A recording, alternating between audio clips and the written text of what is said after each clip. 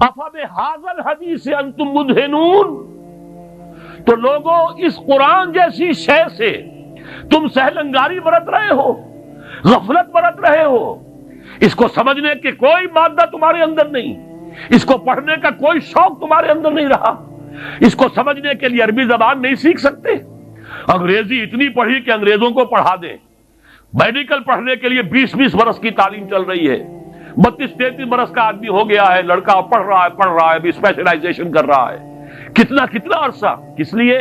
کچھ دنیا کما لو گے، کچھ پیسے زیادہ بن جائیں گے۔ ابھی آپ جو ہے MCS اور کتنی ہزار کی فیسیں جو ہے، لاکھوں تک کے اندر فیسیں دے کر لوگ جو ہے وہ پڑھ رہے ہیں، کس لیے؟ 15-20 ہزار کی ملازمت مل جائے گی۔ قرآن کو سیکھنے کے لیے عربی تم نے نہ سمجھی، عربی نہیں پڑھی، انگریزی جس کے الفابیٹس تم سے جدا، جو 7 سمندر پار کی زبان، وہ تم نے پڑھ لی، اور وہ عربی کہ جس کے حروف وہی ہیں جو تمہاری اپنی زبان کے ہیں، وہ سندھی ہو یا اردو ہو یا فارسی ہو، سب کے حروف تو وہی ہیں، وہی الف با تا ہے، وہ حروف وہی ہیں، وہی داہنے ہاتھ سے لکھے جانے والی بجائے بائیں کے، وہ زبان کے جس کا تمہارا اپنی زبان کا ایک جملہ تم نہیں بول سکتے جس میں لفظ عربی کا نہ ہے، جملہ خود عربی کا لفظ ہے، تمہارا کہاں سے آ گیا لفظ یہ؟ لیکن وہ عربی زبان نہیں سیکھی کہ قرآن اپنی آنکھوں سے پڑھ سکے، اتنی عربی نہیں سیکھی کہ قرآن مجید جو ہے وہ سیدھا آپ کے ذہن اور دل میں اتر جائے۔ اس لیے کہ جب آپ قرآن پڑھیں اور ترجمہ دیکھیں تو ترجمہ جب آپ پڑھ رہے ہیں، قرآن نہیں پڑھ رہے، آپ تو مترجم کو پڑھ رہے ہیں، اپنی آنکھ سے قرآن نہیں پڑھ رہے، آپ مترجم کی آنکھ سے قرآن پڑھ رہے ہیں۔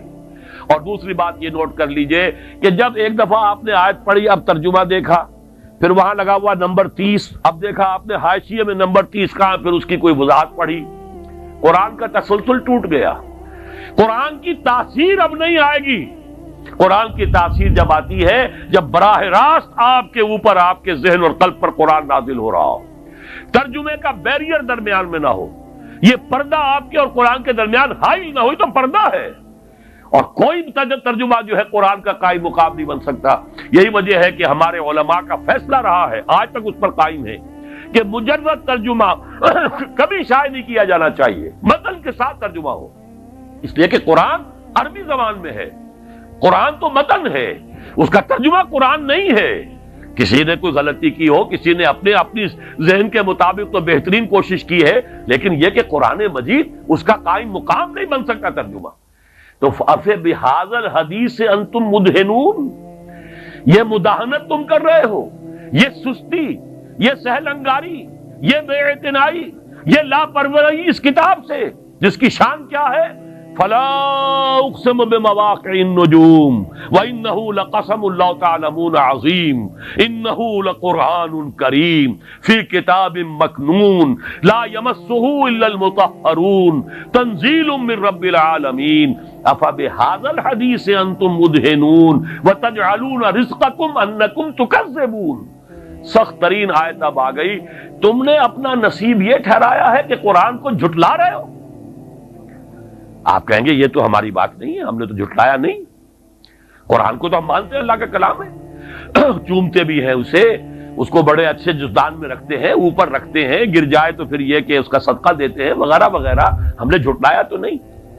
لیکن اصل میں ایک جھٹلانا ہے زبان سے، تکذیب قولی، ایک جھٹلانا ہے تکذیب فعلی یا تکذیب حالی۔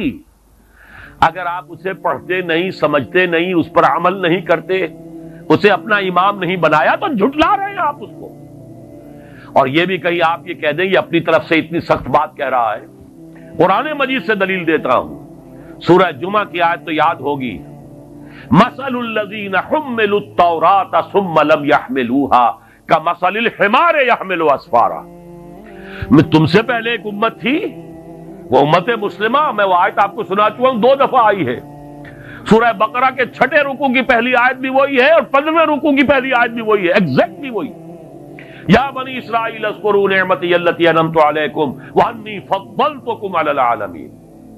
لیکن وہی امت ہے جس کے بارے میں فضربت علیہم الذلۃ والمسکنۃ وباؤوا بغضب من اللہ، ان کی بے عملی کی وجہ سے، اور ان کے بارے میں یہ آیت آئی مثل الذین حملوا التوراۃ، جو حامل تورات بنائے گئے تھے، ثم لم یحملوها، پھر انہوں نے اس کا حق ادا نہیں کیا، ذمہ داری ادا نہیں کی۔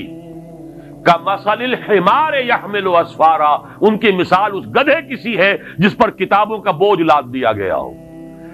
گدھے کے اوپر پیٹھ باندھ کے ایک گٹھڑی باندھ کر رکھ دیجیے سائنس کی کتابوں کی، آئنسٹائن کی تصنیف کی یا مکالمات فلاطون، اس سے گدھے کو کوئی فائدہ ہوگا؟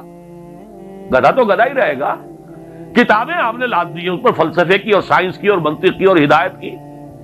تو یہ مثال ہے، اب دو نوٹ کیجئے، یہ مثال ہے کس کی؟ ذالک مثل القوم الذین کذبوا بآیات اللہ، یہ مثال ہے اس قوم کی جس نے اللہ کی آیات کو جھٹلایا۔ کیا یہودیوں نے تورات کو کبھی جھٹلایا؟ نہیں، مانتے رہے یہ خدا کی کتاب ہے، آج بھی مانتے ہیں، آج بھی پڑھتے ہیں اس کی تلاوت کر کر کے۔ کبھی آپ نے ٹیلی ویژن پر دیکھا ہوگا جو ویلنگ وال ہے بیت المقدس میں، جو ان کا پرانا جو ہیکل تھا اس کی ایک دیوار سالم کھڑی ہے، باقی تو پورا ہیکل جو زمین بوس ہے، گرا ہوا ہے۔ وہاں تو اب قبۃ الصخرہ بھی بنا ہوا ہے اور مسجد جو ہے مسجد اقصیٰ بھی بنی ہوئی ہے، اور وہ اس کو گرانے کے درپے ہے تاکہ اپنا ہیکل دوبارہ بنائے۔ 2 مرتبہ گر چکا ہے تاریخ میں، اور اب 1929 برس سے گرا ہوا ہے۔ سن 70 عیسوی میں ٹائٹس رومی نے اسے گرایا تھا اور آج تک وہ گرا پڑا، صرف ایک دیوار ہے اس کی سالم۔ وہاں جاتے ہیں، ٹکرے مارتے ہیں، پڑھتے ہیں، اور تورات جس طریقے سے پڑھ رہے ہوتے ہیں وہ جیسے ہم قرآن مجید پڑھتے ہیں، حفاظ کو آپ دیکھتے ہیں جھوم جھوم کر اور ہل کر پڑھتے ہیں، ایسے پڑھتے ہیں۔ تو تورات کو جھٹلایا اس معنی میں نہیں کہ انہوں نے یہ کہا یہ اللہ کا کلام نہیں ہے، جھٹلایا عمل سے، جب اس پر عمل نہیں کیا تو جھٹلایا۔ یہ ہے وہ تکذیب فعلی، تکذیب حالی جو آج مسلمان کر رہے ہیں۔ کہاں ہے قرآن کا نظام؟ کہاں ہے قرآن کا قانون؟ کہاں ہے وہ غیر سودی معیشت؟ کہاں ہے وہ پردہ، وہ حجاب، وہ حیا، وہ ستر؟ کہاں ہے؟ وہاں تو مسلمان ملک ہے، بڑا چوٹی کا ملک ہے، اور ہمارے مشرف صاحب نے بھی کہا کہ اتا ترک جو ہے میرے آئیڈیل ہیں۔ وہاں تو برقع تو خیر دور کی بات نہیں، وہ تو زبردستی اتا ترک نے اتروایا تھا، ترک قوم کا، ترک خواتین کا۔ آج تو سر کے اوپر سکارف نہیں رکھ سکتی وہ۔ ایک خاتون آ گئی تھی پارلیمنٹ کی ممبر بن کر جس نے سر پہ رومال باندھا ہوا، بس اتنا، اس کے بنا پر اس کی پارلیمنٹ کی ممبرشپ بھی ختم، اس کی نیشنلٹی بھی ختم۔ یہ حال تو کہاں ہے وہ نظام؟ قرآن تو کہیں نہیں۔ یہ تکذیب ہے قرآن کی جو ہم کر